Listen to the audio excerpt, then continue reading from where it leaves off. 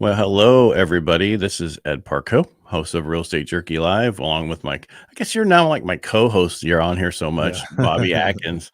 We've been doing these, I don't know, for the last, 3 months. I don't know, it seems like Yeah. forever, starting last year. Basically, we kind of bring up a subject. We kind of want to go over it.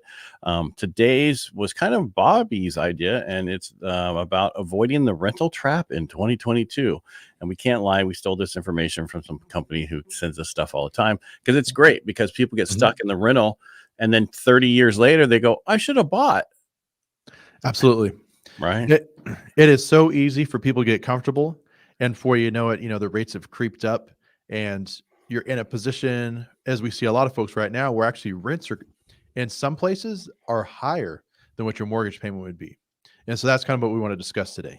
Well, what's going to happen here in 2022 is rates are going to go up. That's just how it is.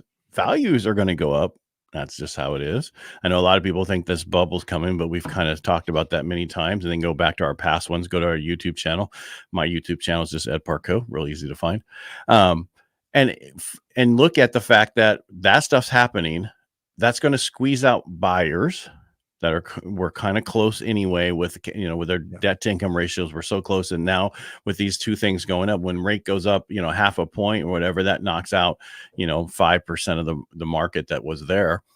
So if you look at this now, and as you're talking, rents are going to go up this year because there's going to be more people having to rent because they can't afford to buy because of what's Exactly. happening with the interest rates and the value still going up. We're complete opposite where we were, where rates were going down as things were going up. Now we're on the other side of this. Is that going to stop people from buying and selling? No, No. not at all. So if you want to get in the game, you need to get in the game. So it's important that before you lease that new place, you look at renting. Because I ran into a guy yesterday. He was paying $2,400 a month for rent. I was gonna say there's a house I have coming up that rents for $2,800 a month. So And how much would that be to buy? the mortgage payment would probably be about 25. Right. So Yeah. is that with taxes and insurance? I'm saying, what's the Yeah. purchase price of that? So the purchase price on that one was 487. Yeah. So that's an average home these days for sale. And, Yeah. and that's, we're getting to where, so I kind of want to show people are like, you're crazy. There's no way rents are going up like that. So I'm going to show a little chart, right, that we have. So let's do this. All right. So this is the median asking rent since 1988. I'm gonna get rid of that rental trap so because they can't see the bottom. All right. So, and let me get rid of this other thing. Oh, I downloaded? There we go. And you can barely see the dates down there, but starts in 1998, and all rents have ever done is gone up, up, up and away. It's almost like Superman, or Super Dog, or whatever those other cartoons were. So, Yeah. and this is 2021 third quarter, still through the roof and not stopping. So, And it's not, there was a slight lull, when we had the downturn and we had all those foreclosures. There was a bit of a delay and the rental market softened up a little bit. We're talking like $250, $300, right? right, But it's come back with a vengeance, and it's not going to go away. And the way that the rental market is so speculative, right? right. What happens is the newest, nicest property will say, you know what? I'm going to see if anyone will pay $1,800 for that. And as soon as someone does, they say, okay, that's the new market rate. And then once all the other properties talk, they say, well, I'm renting mine for this. Oh, well, shoot, I'll go and rent mine for that as well. You can't. You're protected by the rental law in California. That's only once you're a tenant, right? That's the 5% increase. Unless you need to remodel that unit or that house, right? Correct. Yes. Man, I know I cut you off, but people are thinking, well, rents are going to stay where they are because I don't care what they do because I'm stuck in here. No, they can say, hey, we're moving you out because this house, this needs a remodel. We're going to remodel it. What does remodel mean? What's the definition of that? There isn't one. Yeah, I was going to say it's pretty loosely based. I mean, the chances of someone getting a 60-day notice if they've been in a place for a really long time at a low rate is really high, because even if they do ask you to move, what the 60-day notice says is that they have to basically reimburse you for expenses. So they got to give you your whole deposit back, and they got to give you 1 month's rent. That's it. Right, know, but so, that's not that big of a deal to get someone to pay $500 or $600 more. And what I want to show here, I don't know if you yeah. can see where my mouse is right here, the finger right there, right? So if I bought a house in 2014 and that's my payment right there, guess what doesn't keep going up? Like I say, your Your mortgage. payment. Yeah. Yeah. So you would be here, right? And people, so that's what we're trying to get at. We're here with rents. If you buy now here, that means that this chart that's going to keep going off the screen here is not going to affect you anymore. You're going to have your payments at a number that you can handle till you decide to sell or move.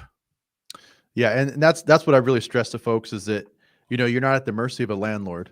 As we've discussed in the past, sometimes property taxes, things like that, will slightly adjust your impound account total, right? Yeah, but Um, that's it, just yeah, insurance changes. It's not that yeah, your principal and interest payment will not change. So if you don't impound it, your payment will never change.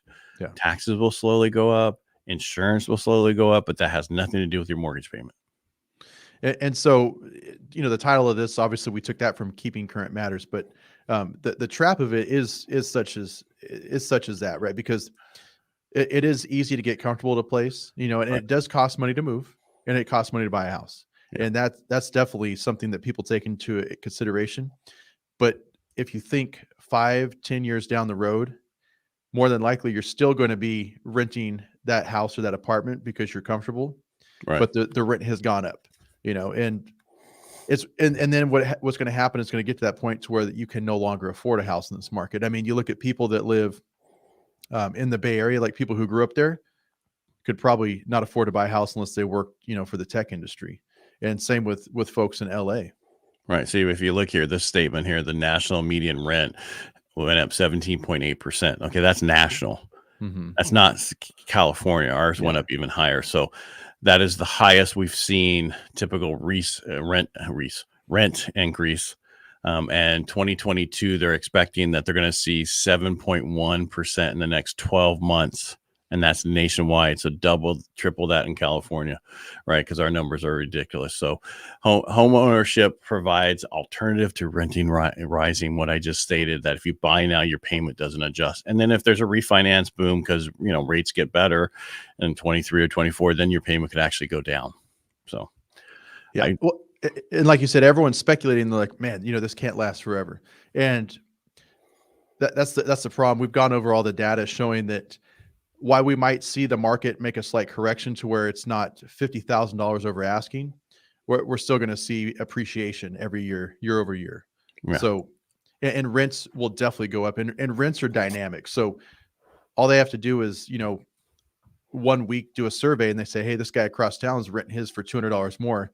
My new rents are $200 more. And you're kind of stuck, because then if you get mad that your landlord gave you a rent increase, you call the property down the street and they're the same thing. So now you really are in a pickle, Right. and that's why I think this year is going to be critical for renters who are in that margin where they don't have um, the debt to income ratio they're going to need probably next year to qualify. Because like we saw last year, 20% increase, the average homeowner gained $79,000 in equity in California. Right. So that just tells you how much more homes could potentially be at the end of this year going into next year, plus the extra costs of higher rates. Right. And actually, I got to get rid of this banner because you had a comment from somebody, which I just noticed.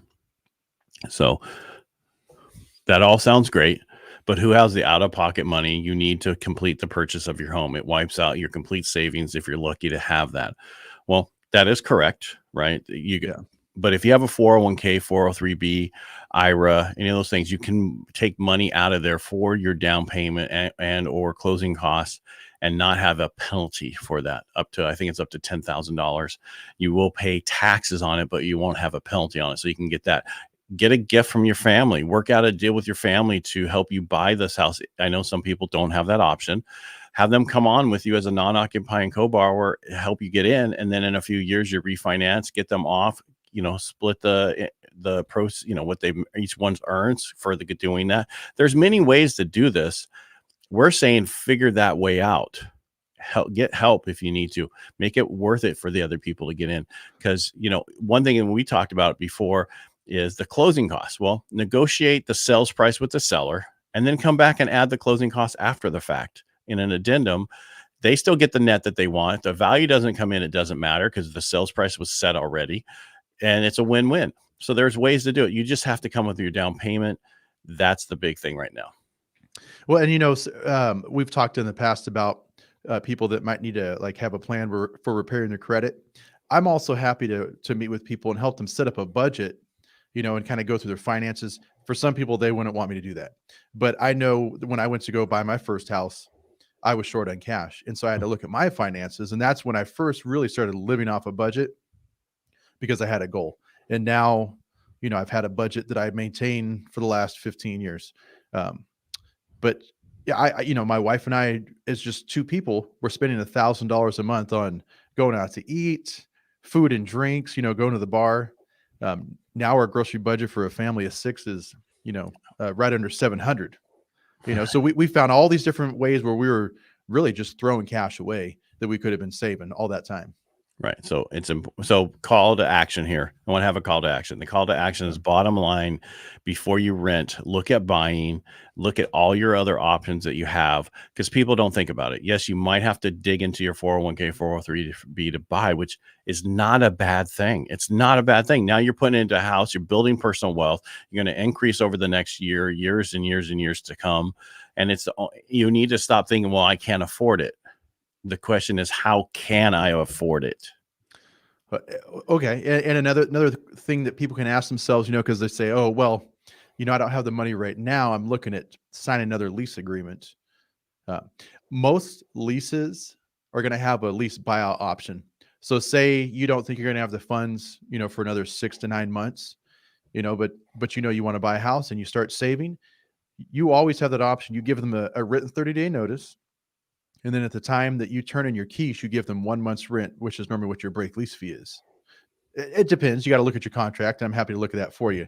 But there's almost always a way out of that contract ahead of time. So you don't have to just say, well, that's it. I'm out of the market for the next year because I just signed a 1-year lease. Right. There's always options. That is correct. And that's the question. The statement here is, and the call to action is, find out when and how you can do it by contacting somebody who can walk you through the process, get you set up. And that's who we are. We do this educationally, and you don't have to use us, but we're telling you there is ways to do this. And this market's going to change over the next year. What I mean by that is we're going to see less people coming in certain areas to move into. It's going to be more the people in the area being able to buy over the next year. That is my prediction, mine only, but everything I'm reading is showing that. So if you're in the market, let's figure out how to get you in the market and what that process looks like and how we can come up with those ideas. The down payment assistant programs are out there. The issue is the sellers just don't want to deal with them right now. Yeah. Right. It's just too competitive of a market. Yeah. All right. And so that's all I kind of wanted to go over today. Call to action is you can direct message me through Facebook, LinkedIn, YouTube, you name it. Instagram. I'm Ed Parcaut everywhere. You can find me edparcaut.com. Bobby Atkins, you can find him almost everywhere. Yeah. I'm adding more places, but just you youngsters, you're supposed to be so social media ahead of me. So basically, look, there's ways to do it. You just need to figure that out. And that's what we're here to. And that's why we do these. So yeah, all I have. I was just going to say, don't get discouraged. There's always a way that we can figure it out for you. Yeah. Because go ahead. I'm sorry. May not be immediately, but we can develop a plan for you. We can get creative. There's a lot of different ways. It's not just as simple as like, I don't have $25,000 cash in the bank, so I can't buy a house. Right. And there's many of people who come to me who don't think they can actually buy a house that end up buying a house. Absolutely. Right. They'd be surprised. Start the process. Let's figure a way to do this. Yeah. All right. Thank you, Bobby, for being here today. Thanks so much. I always appreciate it, Ed. And I hope everybody, if you enjoy what we do here, please let us know, share it. After you're watching this after the fact, just put #replay, anyway, all that stuff. All right. Thanks everybody. All right. Bye.